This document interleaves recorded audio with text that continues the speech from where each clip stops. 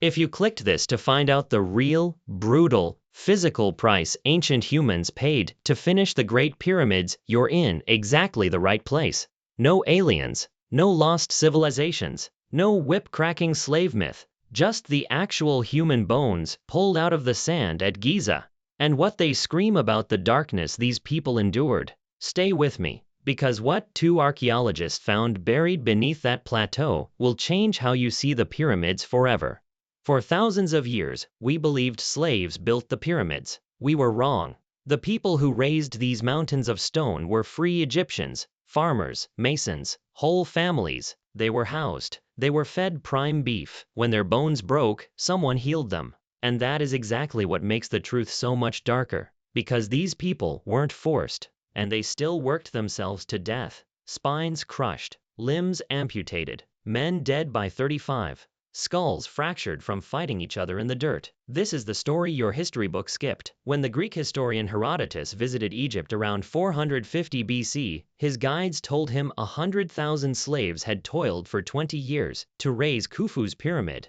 That number was wrong, but the image stuck for 2,000 years. Armies of chained men dragging stone under the lash. Hollywood cemented it. Cecil B. DeMille filmed it. The Book of Exodus seemed to seal it. Then, the sand gave up its secret, and modern Egyptology reversed the verdict completely. As one former director of Berlin's Egyptian Museum put it, the myth of the slaves building the pyramids is only the stuff of tabloids and Hollywood. But, here's the twist, most documentaries miss. The truth is more disturbing than the myth. A slave has no choice. So, what do you call it when free people volunteer their own bodies to be destroyed? To understand that, you first have to see how they actually lived. And for that, we turn to a second archaeologist, Mark Lehner, who spent decades uncovering something Herodotus never imagined. An entire lost city buried in the sand just south of the pyramids. Archaeologists call it Hayt el Ghurab. The workers simply called it home. And it was alive. Lehner's team found bakeries with hundreds of bell-shaped bread molds, some big enough to bake a loaf the size of a small child. They found breweries, a fish processing unit holding the delicate remains of thousands of fish, a copper workshop, streets with drains, homes where families slept. This was no slave camp. Records show the workers received rations of bread and beer, and roughly 21 cattle and 23 sheep were sent to feed them every single day.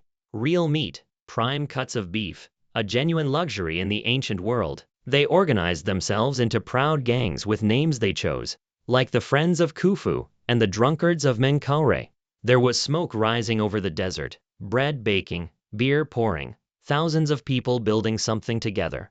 Hold on to that warmth, because it makes what comes next so much harder to hear. In 1990, a tourist was riding near Giza when her horse stumbled and struck a hidden mud brick wall. That wall was a tomb, and behind it, the Egyptian archaeologist Zahi Hawass uncovered something extraordinary: the cemetery of the pyramid builders themselves. More than 600 graves of ordinary workers, plus dozens of larger tombs for their overseers. For the first time in history, we could hold the actual builders of the Great Pyramid in our hands. And their bones told a story no inscription ever would. The workers died, on average, between 30 and 35 years old. The nobility buried nearby lived to 50 or 60. As Hawass put it plainly, they literally worked themselves to death. When anthropologists examined the remains, they found nearly every skeleton scarred by the same signature: abnormal bony growths called osteophytes, the body's desperate response to years of crushing strain. Their spines were damaged, their lower vertebrae showed severe arthritis, their knees were worn to nothing. These were the joints of people decades older than they actually were. Then came the fractures. Forearms and lower legs snapped again and again, exactly the injuries you'd expect when stone slips and a multi-ton block catches a limb. And 6 skeletons carried something far worse: severed limbs, crushed and splintered feet. In 2 cases, both men, the evidence pointed to full amputation. One lost a left leg, one lost a right arm. Picture it, 2,500 years before anesthesia, a worker's limb so destroyed that the only mercy left was to take it off completely. And here the story turns, because the horror comes wrapped in something almost unbelievable. Those two amputees survived. The healed, smoothed-over ends of their bones prove they lived long enough for the wounds to close. Someone cut off a man's leg with copper tools beside an open fire, and he walked away from it. It wasn't luck either. Most of the broken bones in that cemetery had healed cleanly, with the bone properly realigned, which means someone set those breaks with splints. These workers received real medical care. When a man shattered his arm under a block of granite, the project didn't discard him, it mended him. That is the strange dignity buried inside the darkness. Bodies used up by impossible labor, and looked after through it, at the very same time. And that's the paradox that makes Giza so haunting. This was a society advanced enough to amputate a limb and save the patient, generous enough to feed its workers beef and heal their bones. And yet it was still a pressure cooker. Because caring for people and crushing them are not opposites here. They happened in the same place, to the same bodies, at the same time. Think about the human reality. Tens of thousands of strangers, torn from tiny villages of 50 or 100 people, suddenly packed into a crowded town of 15,000. Exhausted, injured, competing gangs. Under that strain, people snapped. The skulls prove it. Anthropologists found depressed fractures, dents punched into the bone of the forehead and the sides of the head, in both men and women, and they clustered on the left side. That specific pattern is the fingerprint of face-to-face violence. Blows landed by a right-handed attacker, swinging at someone standing right in front of him. The pyramids didn't only grind bodies down through labor, they concentrated human desperation until it turned on itself. And it wasn't only the men who paid. Half the skeletons in that cemetery were women, because the workers lived here with their families. Among them, women under 30 died at a higher rate than men, and the reason is heartbreaking: the sheer danger of childbirth. In one grave lay a woman little more than 3 feet tall, a dwarf, who had died in labor. Inside her remains was the skeleton of her unborn child. These weren't anonymous cogs. They had names, scratched into crude tomb doors. Ta Shepsesu, Neferthyth.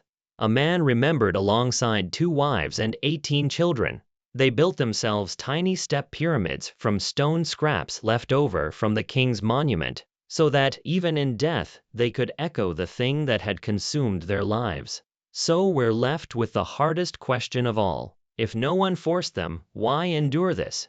The answer, Laner and Hawass believe, is belief itself. These were conscripted farmers rotating through in 3- and 4-month shifts, and skilled craftsmen who stayed year-round. Laner has compared the whole thing to an American barn raising, a shared communal effort so powerful that people gave their bodies to it willingly. And those who died during construction were granted an extraordinary honor, burial in sacred ground, in the shadow of the pyramids, right beside their pharaoh. As Hawass said, no way would they have been buried so honorably if they were slaves. That's the true darkness of the pyramids. Not cruelty imposed from above, but ordinary people who broke their own spines, lost their own limbs, and buried their own children for a monument they believed was worth their lives. The pyramids didn't rise on the backs of slaves, they rose on the bones of believers. And those bones are still there, in the sand, telling the truth.